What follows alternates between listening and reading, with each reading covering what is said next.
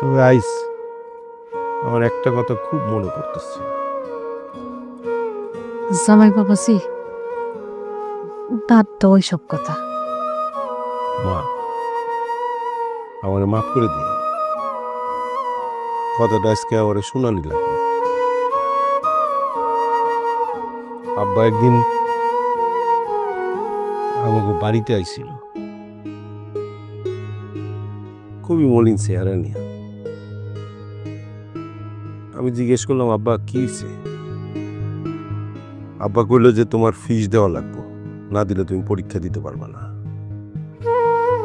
টাকাও একটা দিলে না, মেলা টাকার ব্যাপার ছিল। আব্বা কইল যে জমি জমা বিক্রি করবো, ওইটা তোমার ফিস দিব। আমি বললাম, না আব্বা, জমি জমা বিক্রি করার দরকার নেই। তারপর আমি সুদে কিছু টাকা এনে তোমার আব্বারে দিছিলাম। সেই দিন মনে করছিলাম কাজটা অনেক ভালো করছি, কিন্তু আজকে মনে হইতেছে কাজটা আমি ভালো করিনি।